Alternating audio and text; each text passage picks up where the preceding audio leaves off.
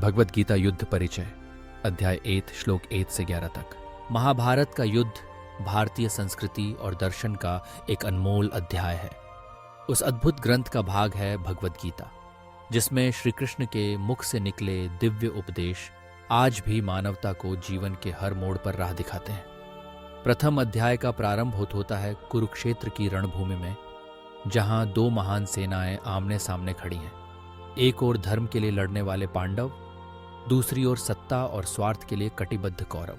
धृतराष्ट्र, जो हस्तिनापुर के अंधे राजा हैं, अपने मंत्री संजय से पूछते हैं, हे संजय, कुरुक्षेत्र के धर्म क्षेत्र में एकत्र हुए मेरे और पांडु के पुत्रों ने क्या किया?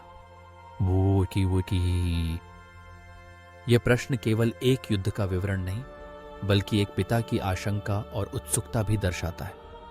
वह जानना चाहता है कि उसके पुत्रों और उनके प्रतिद्वंद्वियों के बीच क्या घटित हो रहा है। यह उद्घाटन गीता के संवाद की भूमि तैयार करता है। संजय अपनी दिव्य दृष्टि से कुरुक्षेत्र के मैदान में दृष्टि डालता है। वह देखता है कि दोनों ओर की सेनाएं अपने अपने ध्वज, रथ और अस्त्र शस्त्र के साथ युद्ध के लिए तैयार हैं। तभी दुर्योधन, कौरव सेना का नायक, अपने गुरु द्रोणाचार्य के समीप जाता है। उसमें असुरक्षा की भावना है। पांडवों की सेना देख उसका हृदय थोड़ा विचलित है। वह द्रोणाचार्य से कहता है, गुरुदेव देखिए, आपके शिष्य धृष्टद्युम्न की अगुवाई में पांडवों की सेना कितनी विशाल और संगठित है। इसके बाद दुर्योधन पांडव सेना के प्रमुख योद्धाओं का उल्लेख करता है। वह नाम गिनाता है: भीम, अर्जुन, युयुधान, विराट, द्रुपद, धृष्टकेतु, चेकितान, काशी का महाबलशाली राजा पुरुजित, कुंती भोज, शैब्य, युद्धामन्यु, उत्तमौजा, सुभद्रा का पुत्र अभिमन्यु और द्रौपदी के 5 पुत्र। इन नामों में केवल वीरता ही नहीं, बल्कि प्रत्येक योद्धा की अपनी महत्वपूर्ण भूमिका है। दुर्योधन यह बताने का प्रयास करता है कि पांडव पक्ष केवल संख्या में ही नहीं, बल्कि युद्ध कौशल में भी अत्यंत सक्षम है। इसके बाद दुर्योधन अपने पक्ष की प्रमुख वीरों की ओर ध्यान आकर्षित करता है। वह द्रोणाचार्य से कहता है, गुरुदेव, अब हमारी सेना के भी प्रधान योद्धाओं को जान लीजिए। आप स्वयं, भीष्म पितामह, कर्ण, कृपाचार्य, अश्वत्थामा, विकर्ण, सौमदत्ति, ये सभी युद्ध के माहिर और प्रवीण योद्धा हैं। दुर्योधन अपनी सेना की शक्ति और संगठन का बखान करता है, ताकि द्रोणाचार्य को अपनी सेना की सामर्थ्य का विश्वास दिला सके। इन दोनों पक्षों के वीरों के नाम गिनाने के साथ ही संजय भी इस युद्ध भूमि का जीवंत चित्र उपस्थित करता है।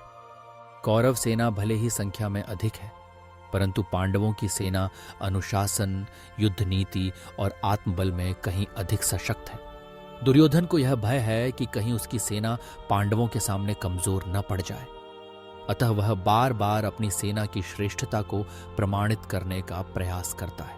10वें श्लोक में दुर्योधन अपनी सेना को अजेय कहता है। वह कहता है, हमारी सेना भीष्म पितामह के संरक्षण में अत्यंत शक्तिशाली और अजेय है, जबकि पांडवों की सेना भीम के नेतृत्व में सीमित है। यह कथन उसकी आत्मविश्वास की झलक है, परंतु गहरे में उसके हृदय के भीतर छिपा संशय भी प्रकट होता है। वह जानता है कि पांडवों के पास श्री कृष्ण जैसे मार्गदर्शक हैं, जो युद्ध का परिणाम बदल सकते हैं। 11वें श्लोक में दुर्योधन की चिंता और अधिक स्पष्ट होती है। वह अपनी सेना के सभी वीरों से अनुरोध करता है, हे योद्धाओं, भीष्म पितामह की हर ओर से रक्षा कीजिए। उनकी सुरक्षा हमारी विजय की कुंजी है। दुर्योधन जानता है कि भीष्म पितामह उनके पक्ष के सबसे वरिष्ठ और अनुभवी योद्धा हैं। उनकी उपस्थिति ही कौरव सेना का मनोबल बनाए रखती है। यदि भीष्म पितामह को कोई हानि पहुंची, तो कौरव सेना का आत्मविश्वास टूट सकता है। इन श्लोकों में केवल सेनाओं का विवरण ही नहीं, बल्कि युद्ध की मनोवैज्ञानिक स्थिति भी छिपी है। दुर्योधन के मन में भय, चिंता और असुरक्षा का भाव है, जिसे वह बार बार गुरु और सेना के प्रमुखों के समक्ष व्यक्त करता है। वह चाहता है कि उसकी सेना हर संभव प्रयास करे और भीष्म पितामह की रक्षा को प्राथमिकता दे। यह दृश्य केवल रणभूमि का नहीं, बल्कि मानव मन के भीतर उठते द्वंद्व और भावनाओं का भी चित्रण करता है। पांडव पक्ष में वीरता, निष्ठा और धर्म के लिए लड़ने का जज्बा है। भीम और अर्जुन जैसे योद्धा अपने लक्ष्य के प्रति पूर्ण समर्पित हैं। उनके साथ साथ कई अन्य राजा और वीर भी हैं, जो न्याय और धर्म के लिए अपने प्राण देने को तैयार हैं। दूसरी ओर कौरव पक्ष में भीष्म, द्रोण, कर्ण और कृपाचार्य जैसे महायोद्धा हैं जिनके युद्ध कौशल और रणनीति से पांडवों को चुनौती मिलती है। इन श्लोकों का गहरा अर्थ यह भी है कि युद्ध केवल बाहरी अस्त्र शस्त्र का नहीं, बल्कि अंतःकरण की स्थिति, सामूहिक मनोबल और नेतृत्व के गुणों का भी होता है। दुर्योधन का बार बार अपनी सेना को प्रोत्साहित करना, अपने भय को छिपाते हुए बाहरी आत्मविश्वास दिखाना, यह सब मानव स्वभाव की जटिलताओं को उजागर करता है। वह चाहता है कि उसकी सेना संगठित रहे और हर स्थिति में भीष्म पितामह के नेतृत्व में विजय प्राप्त करे। इस प्रकार भगवद गीता के प्रथम अध्याय के प्रारंभिक श्लोकों में युद्ध की पूर्व तैयारी, दोनों पक्षों की शक्ति का आकलन, मनोवैज्ञानिक द्वंद्व और नेतृत्व की प्राथमिकताएं स्पष्ट रूप से दिखाई देती हैं। यह केवल एक ऐतिहासिक युद्ध का वर्णन नहीं, बल्कि जीवन के हर संघर्ष में मनुष्य की मानसिक स्थिति, उसकी रणनीति और उसके नेतृत्व के गुणों की गहन व्याख्या है। कुरुक्षेत्र की इस रणभूमि में, जहां धर्म और अधर्म के बीच महासंग्राम होने वाला है, प्रत्येक योद्धा न केवल बाहरी युद्ध के लिए तैयार है, बल्कि अपने भीतर के संशय, भय और आशंकाओं से भी जूझ रहा है।